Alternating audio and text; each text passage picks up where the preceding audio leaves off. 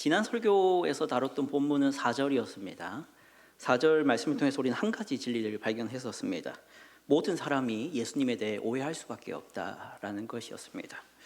4절의 표현에 따르면 우리는 생각하기를 그는 징벌을 받아 하나님께 맞으며 고난을 당한다입니다. 그러니까 예수님이 맞은 고난들을 예수님 탓으로 생각을 할 수밖에 없었다는 것이죠. 사람이 잘못을 하면 죄를 징계받기 마련이지 않습니까? 예수님도 징계를 받았으니 예수님 본인이 뭔가 잘못을 했던가, 아니면 우리랑은 아무 상관없는 것으로 이렇게 치부하는 그러한 오해를 사람들이 했다라는 것입니다. 왜 오해를 했을까요?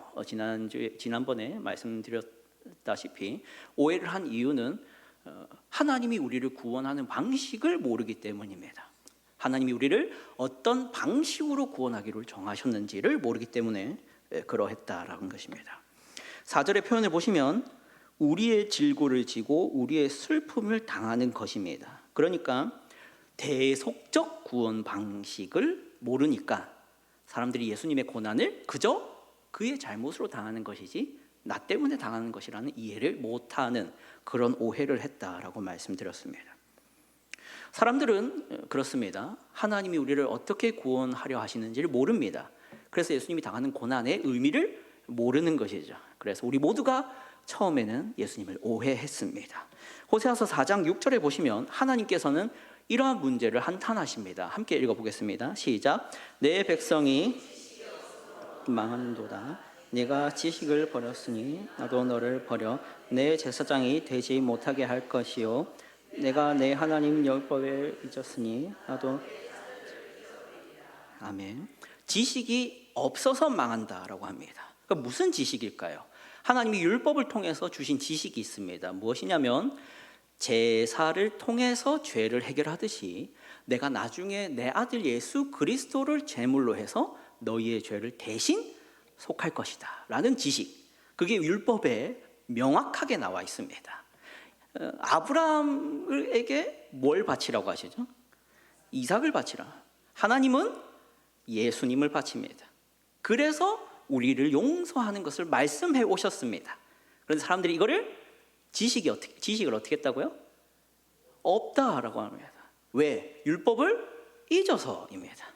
그래서 사람들은 예수님이 오셨을 때 오해했다는 겁니다. 예수님이 당하는 고난이, 예수님이 당하는 채찍이, 예수님이 당하는 징계가 무슨 의미인지를 모른 채 예수님이 자기 죄 때문에 당하는 거라고 오해했다. 이게 4절의 말씀이었습니다. 오늘 우리가 살펴볼 5절 말씀은 이렇게 예수님께서 우리를 대신해서 고통당하고 우리를 대신해서 슬픔을 당하는 그 결과가 있어야 되지 않겠습니까? 결과란 그것이 낳는 열매가 있어야 되고 예수님의 희생이 낳는 유익이 있어야 되지 않겠습니까? 그 유익을 이사야 선지자가 예언하는 내용이라고 할 수 있습니다. 5절 말씀 한번 보시죠. 같이 읽어보겠습니다. 시작. 그가 찔림은 우리의 허물 때문이요 그가 상함은 우리의 죄악 때문이라. 그가 징계를 받음으로 우리는 평화를 누리고 그가 채찍에 맞음으로 우리는 나음을 받았도다. 아멘. 예수님의 희생과 고난과 징계의 유익 두 가지가 나오고 있습니다. 하나는 뭘까요? 평화입니다. 뭐라고 되어 있습니까? 그가 징계를 받음으로 우리는 평화를 누리고, 또 하나가 무엇입니까? 그가 채찍에 맞음으로 우리는 나음을 받았다. 이 두 가지 유익에 대해서 오늘 말씀을 나눠보고자 합니다. 먼저 그가 징계를 받음으로 우리는 평화를 누린다라고 합니다. 5절에서 이사야 선지자는 예수님의 고난이 낳은 첫째 유익을 평화라고 말하고 있는 것이죠. 이 예언이 사실이라면 우리에게는 평화가 주어진다는 것입니다. 자, 그러면 우리는 예수님이 징계받기 이전에는 어떤 상태였다는 말입니까? 평화가 없었다라는 말을 해야 됩니다. 사랑하는 성도 여러분, 이 말은 사실입니다. 우리 모두가 살면서 평화롭지 않은 때가 있지 않습니까? 가족끼리 불화하여 평화를 잃기도 하고 직장 동료와 다투어 평화를 잃기도 합니다. 이웃과 갈등을 겪다가 평화를 잃기도 하고 국익 때문에 국가가 전쟁을 해서 평화를 잃기도 합니다. 그리고 내 잘못이 아니라 범죄자 때문에 우리가 평화를 잃기도 하죠. 우리는 이렇게 다양한 이유로 평화를 잃을 수 있습니다. 그러나 성경이 말하고 있는 평화는 그것보다는 좀 더 근본적인 평화의 유무를 말하고 있습니다. 로마서 5장 10절입니다. 함께 읽겠습니다. 시작. 곧 우리가 원수 되었을 때에 그의 아들의 죽으심으로 말미암아 하나님과 화목하게 되었은즉 화목하게 된 자로서는 더욱 그의 살아나심으로 말미암아 구원을 받을 것이니라. 아멘. 사람은 살면서 실수 때문에 원수를 만들기도 하고요, 내 범죄 때문에 원수를 만들기도 하고요, 실력이 부족해서 원수를 만들기도 하고, 혹은 상대의 잘못 때문에 원수를 만들기도 할 수 있지 않겠습니까? 그런데 본문은 무엇을 얘기하고 있냐면은 우리가 잘못을 하지도 않았는데, 우리가 아직 살지도 않았는데, 우리가 아직 태어나지도 않았는데 이미 원수된 관계가 있다라고 얘기를 합니다. 누구와의 관계입니까? 우리가 원수 되었을 때 그의 아들의 죽으심으로 말미암아 하나님과 화목하게 되었은즉, 그러니까 우리가 원래 하나님과 무슨 관계였다는 겁니까? 원수였다라고 얘기를 하고 있습니다. 사랑하는 성도 여러분, 로마서 5장 23절은 무엇 때문에 하나님과 우리가 원수라고 얘기를 말해줍니다. 한번 보겠습니다. 3장 23절입니다. 같이 읽어보겠습니다. 시작. 모든 사람이 죄를 범하였음에 하나님의 영광에 이르지 못하더니. 아멘. 우리가 하나님의 영광에 이르지 못하게 된 원인이 무엇이랍니까? 죄입니다. 근데 이 죄는 우리가 살면서 짓는 죄를 말할까요? 아니면 아담의 후손이기 때문에 가지는 죄를 말할까요? 아담의 후손이기 때문에 우리 모두가 죄인입니다. 우리는 태어나면서부터 죄인입니다. 그래서 우리는 태어나면서부터 하나님과 무슨 관계입니까? 원수입니다. 그러므로 우리는 모든 사람은 태어나면서부터 평화가 없습니다. 한낱 사람과의 갈등에서도 우리는 쉽게 뭘 잃을 수 있습니까? 아까 말했다시피 평화를 잃을 수 있습니다. 그런데 창조주와 원수입니다. 이것은 얼마나 평화를 깨치는 일입니까? 우리는 하나님과의 원수이기 때문에 평화란 가질 수 없습니다. 그러나 많은 사람들이 이 사실을 심각하게 생각하지 않죠. 하나님과의 원수라는 이 관계가 그렇게 평화를 해칠 일인가? 라고 생각합니다. 두 가지 이유에서 그런데요. 첫째는 하나님을 알지 못하거나 안 믿어서 그럴 수 있습니다. 그렇지 않습니까? 하나님을 안 믿고 하나님을 모르니까 하나님과 원수라는 말에 심각성도 없고 염려도 가지지 않고 그게 왜 평화를 해치는 일이지? 라고 생각할 수 있지 않겠습니까? 또 하나의 이유는 무엇이냐면 육적으로 평화롭기 때문입니다. 사랑하는 성도 여러분, 사람이 살면서 모태신앙인도 있을 수 있고, 혹은 주일학교를 잠시 다녔던 사람도 있을 수 있지 않겠습니까? 혹은 나중에 시간이 지나서 불신 가정에서 태어났지만 전도를 받아서 교회 가서 하나님에 대해 들을 수도 있습니다. 근데 그럼에도 불구하고 내가 죄인이라는 것, 그래서 하나님이 우리를 심판하고자 하신다는 얘기를 들을 때 그게 심각하게 안 느껴질 수 있습니다. 많은 사람들이 사실 그 죄 얘기를 들어도, 하나님에 대한 얘기를 들어도 두려워하지를 않습니다. 왜 그럴까요? 나는 지금 충분히 평화로운 것 같거든요. 그렇지 않습니까? 많은 재물이 평화롭다라고 생각하게 만듭니다. 다양한 재미들이 평화롭다고 생각하게 만듭니다. 좋은 인연들이 평화롭다고 생각하게 만듭니다. 그렇지 않습니까?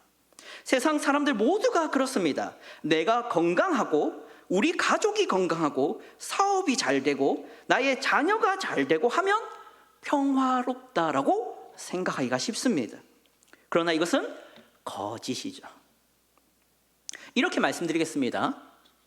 건강하지 못하고 사업이 잘 안 되고 자녀가 잘 안 되며 재물도 가난해져 가는 사람일지라도 평화로울 수 있습니다. 어떤 사람들이 평화로울 수 있습니까? 우리 주 예수 그리스도의 십자가와 고난을 믿는 덕분에 하나님과 화목하게 된 사람은 평화롭습니다.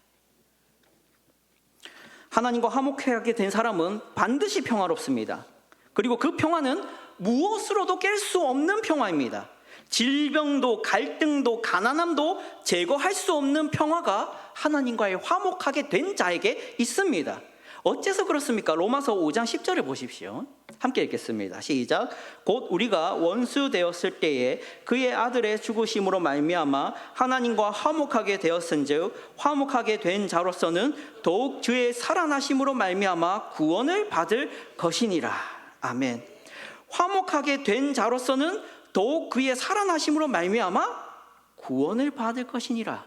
이런 뜻입니다.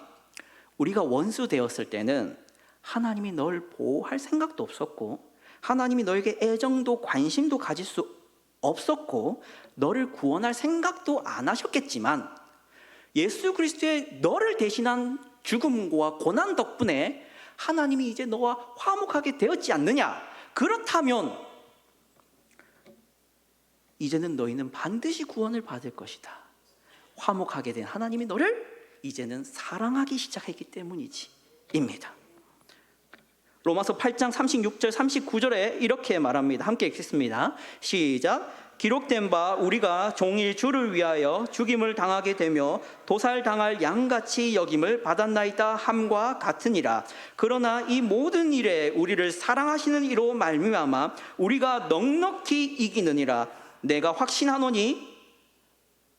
확신하노니 사망이나 생명이나 천사들이나 권세자들이나 현재일이나 장래일이나 능력이나 높음이나 깊음이나 다른 어떤 피조물이라도 우리를 우리 주 그리스도 예수 안에 있는 하나님의 사랑에서 끊을 수 없으리라. 아멘. 죄인은 하나님과 원수로 있기 때문에 평화로울 수 없다 했지 않습니까? 하나님과 원수가 아니게 된 화목하게 된 자들은 평화롭다고 말씀드렸습니다. 왜 평화롭습니까? 높음이나 깊음이나 다른 어떤 피조물이라도 하나님의 사랑에서 여러분을 끊을 수 없기 때문입니다. 그게 예수 그리스도의 고난과 징계가 해낸 일입니다. 이게 여러분에게 주어진 평화라고요. 하나님과 원수의 상태에 있는 사람들은 결단코 평화를 가질 수 없습니다. 그들은 잠시나마 평화로울 수는 있습니다. 무엇 때문에요? 잠시 부유하고 잠시 건강하고 잠시 좋은 인연들이 있기 때문에 평화를 잠시는 느낄 수 있습니다. 하지만 그 평화는 언젠가는 깨어질 평화죠. 왜냐하면 그들은 죽음 앞에서 그들을 지켜줄 만물의 창조주가 없습니다. 하지만 사랑하는 성도 여러분, 여러분은 죽음 앞에서조차도 용기를 가질 수 있고 소망을 가질 수 있습니다. 왜 그렇습니까? 죽음조차 다스리는 하나님이 여러분과 화목하게 되었지 않습니까? 그걸 누가 해주신다고요? 예수님. 그리고 예수님의 무엇이? 징계가, 예수님이 맞고 맞은 결과가 여러분을 하나님과 화목하게 만들어 버리셨습니다. 그래서 그 상징이 무엇입니까? 예수님이 죽었을 때 무엇이 찢어집니까? 휘장이 밑에서 위로 찢어집니까? 위에서 아래로 찢어집니까? 위에서 아래로 찢어집니까? 그게 무슨 의미입니까? 하나님이 직접 찢으셨다는 것입니다. 그래서 그 안으로 우리는 이제 단절되지 않고 나아갈 수 있게 되었습니다. 그게 바로 여러분이 하나님과 화목하게 된 증거로 보여주시는 것이죠. 사랑하는 성도 여러분, 여러분이 예수 그리스도의 고난과 십자가가 여러분의 질고를 대신한 것이라고 믿으신다면 여러분은 하나님과 화목하게 되실 것입니다. 하나님과 화목하게 된 여러분은 이제 하나님의 무한한 사랑과 편애를 받을 것입니다. 여러분은 어떤 잘못도, 어떤 실수도, 어떤 패배도, 어떤 고난도, 어떤 핍박도 여러분을 하나님의 사랑에서 끊을 수 없다는 것을 신뢰하게 되실 것입니다. 그것이 여러분에게 주는 영원한 평화입니다. 다음 표현을 보겠습니다. 이제 예수님의 고난이 낳은 두 번째 유익입니다. 그가 채찍에 맞음으로 우리는 뭘 입었다고요? 나음을 입었습니다. 나음이 무엇입니까? 치유를 말합니다. 치유. 사랑하는 성도 여러분, 이것 또한 마찬가지입니다. 치유가 필요하다는 것은 우리가 어떤 상태였다는 겁니까? 환자였다라는 것입니다. 병이 들어있었다는 것입니다. 우리가 환자였다라는 것이죠. 여기서 우리는 잠시 논의를 멈추고 잠시 은혜로운 사실 하나만 말씀드리고 싶습니다. 사랑하는 성도 여러분, 범죄자와 환자에 대한 사람들의 태도는 다르지 않습니까? 범죄자는 공통점은 있습니다. 범죄자도 환자도 사람들이 끌고 갑니다. 그렇죠? 맞습니까? 범죄자도 끌고 가고 환자도 끌고 갑니다. 그런데 범죄자는 뭘 하러 끌고 가죠? 심판하고 벌 주러 끌고 갑니다. 구속해서 끌고 갑니다. 근데 환자는 뭐 하러 끌고 갑니까? 치료하려고. 그 환자를 들 때 마구잡이로 끌고 갑니까? 왜 그렇습니까? 어디 함부로 만졌다가 덧날까 봐 조심스럽게 옮깁니다. 사랑하는 성도 여러분, 여러분을 죄인으로 심판하시겠다는 말이 아니지 않습니까? 그리스도의 채찍질 맞음으로 말미암아 여러분이 나음을 입었다라는 말은 하나님이 여러분을 환자로 대해 주신다는 것입니다. 이것 자체가 은혜입니다.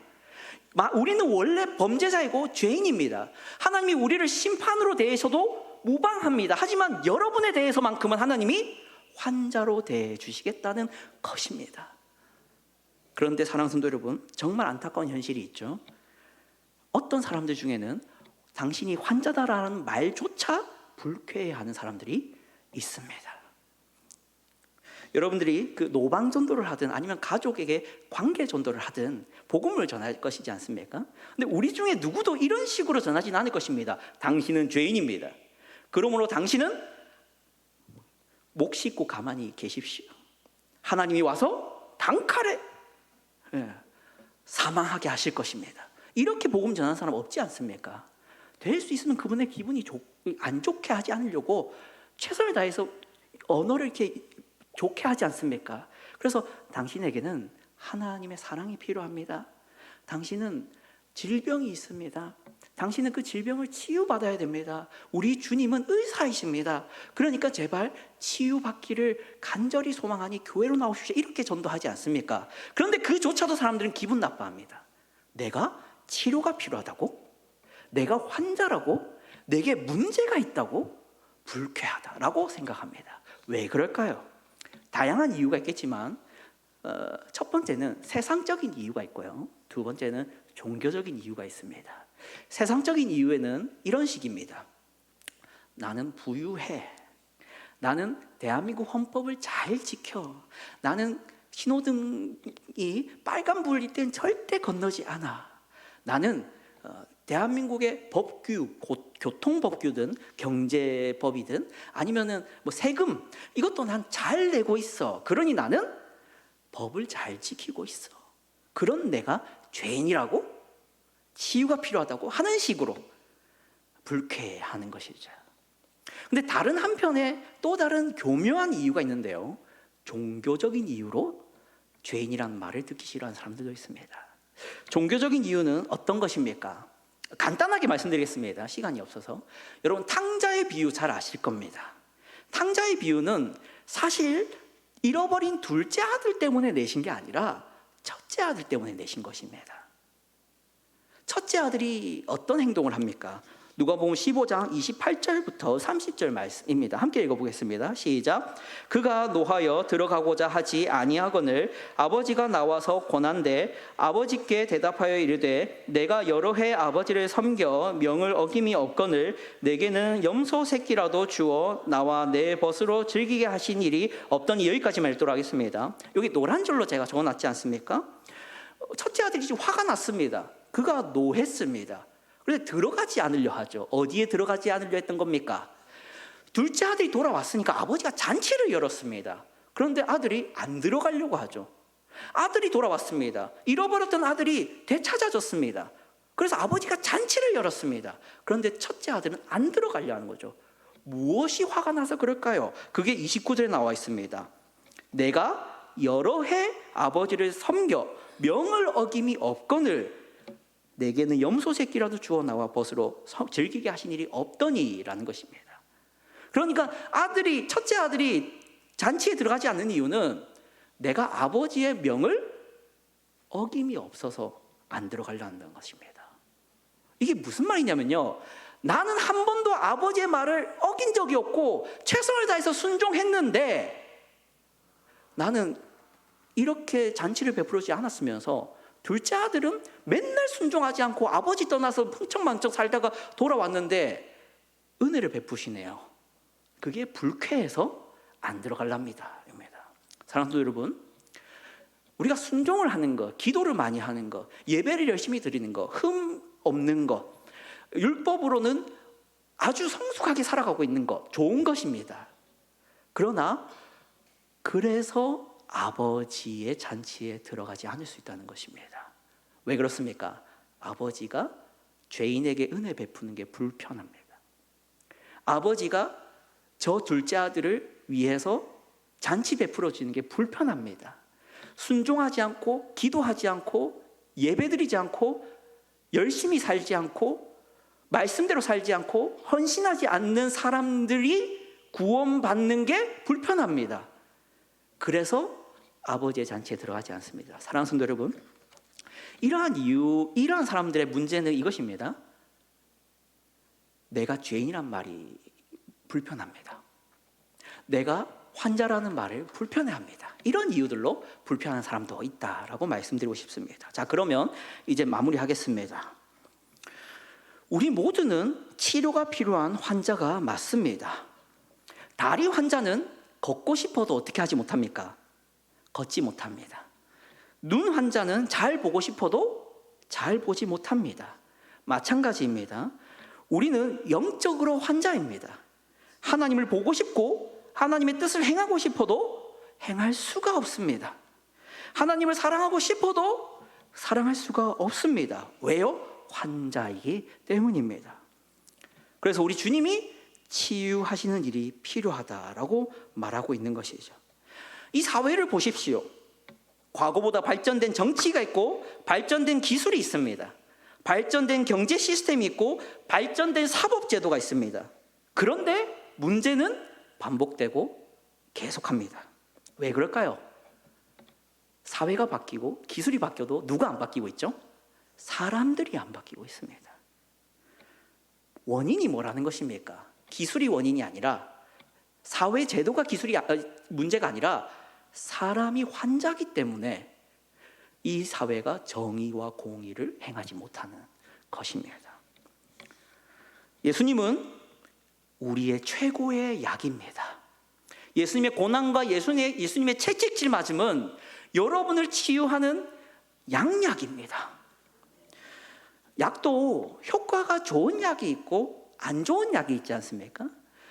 안 좋은 약의 특징은 먹어도 낫지는 않는데 부작용은 많은 약이 안 좋은 약입니다. 그럼 좋은 약은 무엇일까요? 한 번 먹었는데 나아버리고 부작용은 있다 없다? 없으면 무슨 약이라고요? 우리 예수님의 고난과 십자가가 바로 그러한 약입니다. 사랑하는 성도 여러분, 누가 채찍질을 맞아서 낫는 것입니까? 여러분이 맞아서 낫는 것입니까?